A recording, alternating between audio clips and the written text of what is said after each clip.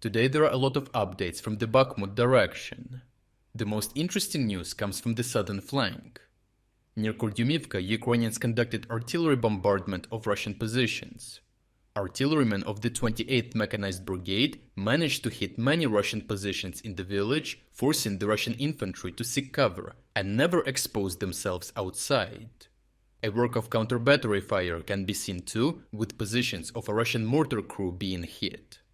This shows that Russians have a minimal number of forces and very few artillery systems in this area, which are likely allocated to other parts of the front, like Ivanivske. This allows Ukrainian artillery to dominate around Kurdyumivka, with additional support of numerous drone strikes we saw before. All of these factors enable Ukrainians to disrupt Russian supply lines to the other combat zones in this direction. A little bit to the north near Klischiivka, geolocated videos show us that Russians made minimal gains to the south of the railway embankment. This yet again shows that Russian focus on taking Ivanivske is reducing their progress around Klischiivka.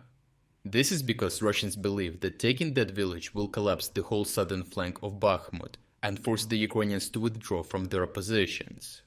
The road to Ivanivske is not just linked to Chasiv Yar, but also to Kurdyumivka, which is a major supply hub for Ukrainians in this direction. Because of this, Russians launched missile strikes at Kurdyumivka to disrupt Ukrainian rotations and the supply chain to Ivanivske. Recent missile strikes led to destruction of the local train station, a supermarket and a church. Missile impact on the church and supermarket are a result of inaccuracy of Russian missiles that only leads to civilian casualties. However, the strike on the train station shows that Russians are working to disrupt Ukrainian supplies in this part of the front line, because lots of supplies and equipment are delivered by train. From Konstantinivka, the reinforcements and supplies are delivered to Ivanivske by the main supply road, and for that reason Russians are also shelling the road and western edges of Ivanivske. This confirms Ukrainian control over the village, which Russian sources claim to have already been taken. To the north of Ivanivske, we only saw confirmations of small Russian gains on the hills overlooking the village. Here Russians are engaged in heavy fights over the Ukrainian trench networks in the area. During one of such fights, the Russians execute 9 Ukrainian prisoners of war out of desperation after they endured through stiff Ukrainian defenses in the area. In the fields east of Ivanivske, as turned out based on geolocated footage, the Russian zone of control is much smaller, as the vast fields between Ivanivske and Kromove are under Ukrainian control. This shows that the Russian control of the village is much smaller, with only parts of Sadova Street under Russian control. Russians also shared combat footage showing the bombing of Ukrainian positions in central Ivanivske. Russians understand that it is impossible to advance further without extensive artillery and air bombing preparations. Due to the heavy usage of Fab 500 glide bombs across the front, we can see that Russians have established localized air superiority in the region. For Ukrainian fighters, the situation remains difficult, because after these preparations, Russians launch infantry assaults in hope of entering the center of the village, but so far they made no progress. When it comes to the northern flank, the situation is very dynamic.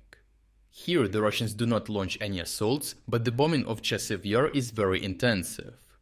Large numbers of glide bombs are launched at Canal District, which is in the eastern part of the town. In this district there are many high-rise buildings and an industrial zone. From these positions, Ukrainians can repel Russian attacks in the same way as they did in Vuhledar. In order to set the proper conditions for an attack in the town, the only workable solution for the Russians is to bombard and demolish high-rise buildings to prevent the Ukrainians from striking them from higher elevations. It is clear that the main goal of Russian forces in this direction is to occupy Chasiv Yar and set the ground for a further assault on Kurdyumivka. For this purpose, Ukrainians will utilize plenty of advantages that they have in Chasiv Yar. If we look at the topographic map, we can see that the town is on high elevations, and each town district is widely stretched across separate hills. To the south of Chasiv Yar, there is a large forest which can prevent Russians from launching armored assaults to the south of the town and reduce the fighting to stationary fights like the ones in forests of Kremina. In the central and eastern parts of the town, there are several industrial zones that Ukrainians are already using as equipment storages, which is why Russians tried to bombard them with glide bombs. Industrial zones are always made of concrete, hardened steel, reinforced materials, and underground shelters, which make them ideal fortifications in large urban battles. Moreover, there is the Seversky-Donetsk Canal, which splits Chasiv Yar in half, which will make the battle for the town significantly more difficult. If Russians launched the attack on Eastern Canal district, they would have to cross the canal, but that would only make them cannon fodder. Overall, Ukrainians are holding their ground tightly across all of the Bakhmut direction, allowing little to no advances to Russian forces. Meanwhile, Russians are desperately trying to make new gains ahead of the presidential elections that will be held in just 2 weeks. On top of that, the spring mud season will start very soon, so Russian forces want to dig in and secure their gains. This is because only pure infantry fights can be expected in the spring, which are very slow during the mud season. However, based on the recent developments in the south, it is possible that Russian forces are just trying to force Ukrainians to relocate more troops to this region. Today I have released a new strategic update, where I explained why the recent developments in Transnistria may lead to Russia opening a second front, how many days before the new war starts if everything develops according to the Ukraine playbook, and what is the most dangerous course of action. You can preview 2 minutes of this video on my Patreon without even registering, or you can join a 7-day free trial and get access to all my strategic updates. The link to my Patreon page is in the description.